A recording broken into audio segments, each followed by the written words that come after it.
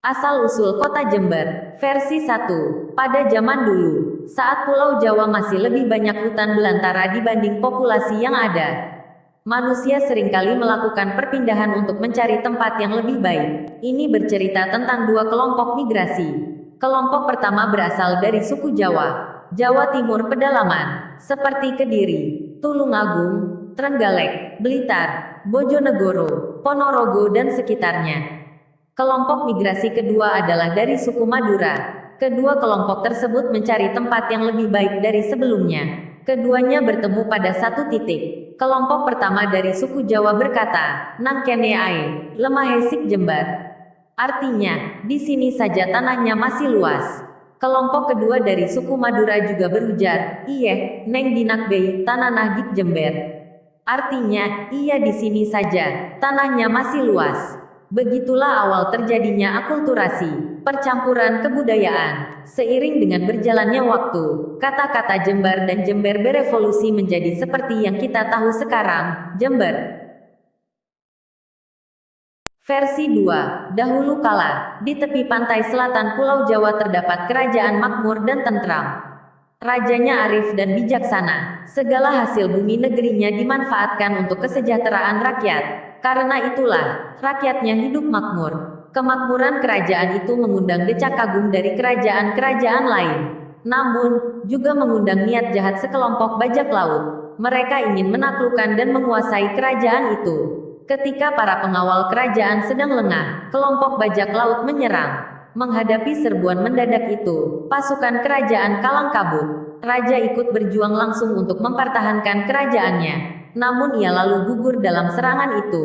Gitu pula dengan putra-putra dan para menterinya. Para pasukan hanya berhasil menyelamatkan putri raja yang bernama Putri Jembersari. Ialah satu-satunya pewaris kerajaan yang masih selamat. Para pasukan lalu membawa sang putri ke daerah yang aman, jauh dari kerajaan. Kawanan bajak laut bergembira atas kemenangan itu. Kini, kerajaan itu pun dipimpin oleh kepala bajak laut. Sementara itu, pengawal kerajaan yang membawa lari Putri Jembersari tiba di tempat tersembunyi.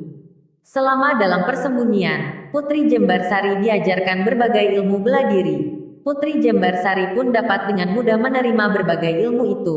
Kini, Putri Jembersari tumbuh menjadi gadis yang cantik dan menguasai berbagai ilmu bela diri.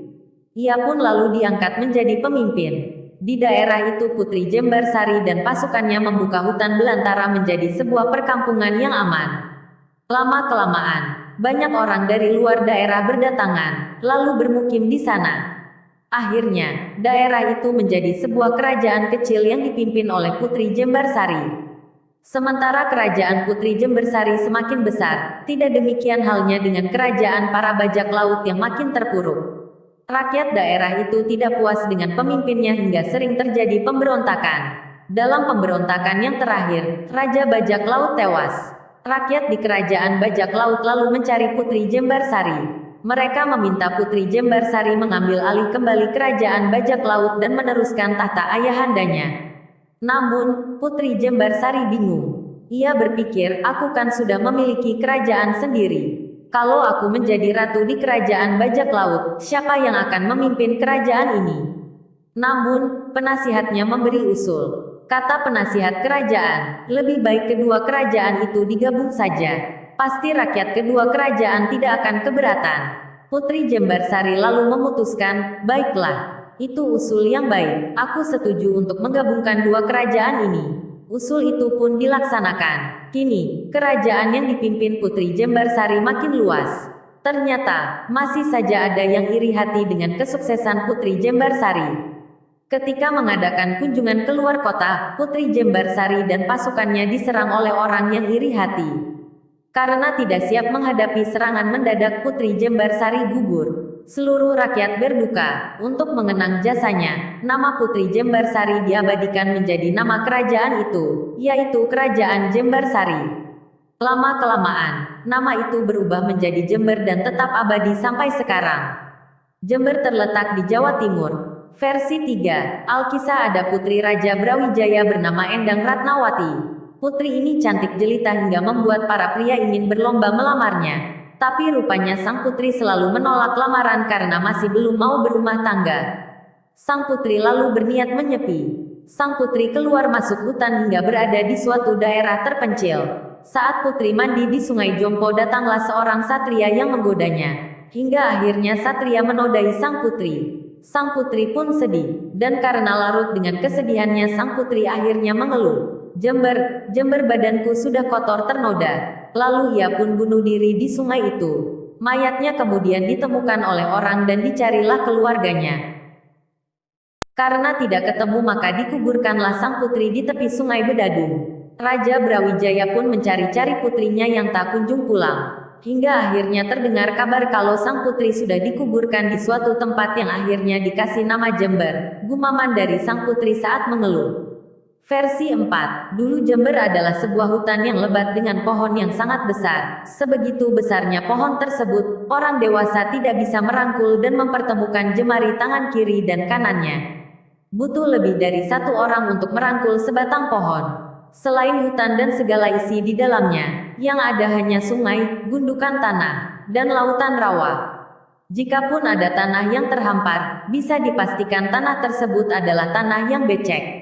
Orang-orang menyebut wilayah ini dengan jembrek, bisa diartikan becek dan berlumpur. Kondisi tersebut semakin menjadi-jadi manakala turun hujan. Jika turunnya hujan sangat deras, wilayah yang terbentang di kaki pegunungan Hiang dan tak jauh dari Gunung Raung ini juga rawan banjir. Sungai-sungai akan meluapkan air. Kata bapak ini namanya banjir maling. Seiring berlalunya waktu, pengucapan kata jembrek berubah menjadi Jember. Sebuah situs blog yang memuat tulisan, hasil wawancara dari seorang jurnalis suara Surabaya bernama Tiong Guan. Dia berhasil membuat tangkapan sesaat mengenai situasi kota Jember tahun 1920. Berikut adalah cuplikannya. Bila ada turun hujan kecil saja, sudah cukup membuat Straat Jember berubah menjadi lautan lumpur. Versi 5. Sekali peristiwa, datang seorang tamu bernama Ki Ageng Kedu yang hendak menghadap Sunan Kudus. Tamu tersebut mengendarai sebuah tampah. Sesampainya di Kudus, Ki Ageng Kedu tidaklah langsung menghadap Sunan Kudus, melainkan memamerkan kesaktiannya dengan mengendarai tampah serta berputar-putar di angkasa. Seketika dilihatnya oleh Sunan Kudus, maka beliau murka sambil mengatakan bahwa tamu Ki Ageng Kedu ini menyombongkan kesaktiannya. Sesudah disabda oleh beliau, berkat kesaktian Sunan Kudus, tampah yang ditumpangi Ki Ageng Kedu itu pun meluncur ke bawah hingga jatuh ke tanah yang becek bes. Jawab ngecember, sehingga tempat tersebut kemudian dinamakan Jember.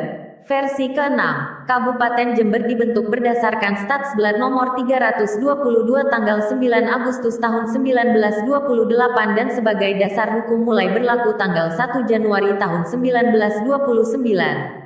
Pemerintah Hindia Belanda telah mengeluarkan ketentuan tentang penataan kembali pemerintah desentralisasi di wilayah Provinsi Jawa Timur, antara lain dengan menunjuk Regensap Jember sebagai masyarakat kesatuan hukum yang berdiri sendiri. Secara resmi ketentuan tersebut diterbitkan oleh Sekretaris Umum Pemerintah Hindia Belanda, De Aglemin Sekretaris Gr. R. Brink, tanggal 21 Agustus tahun 19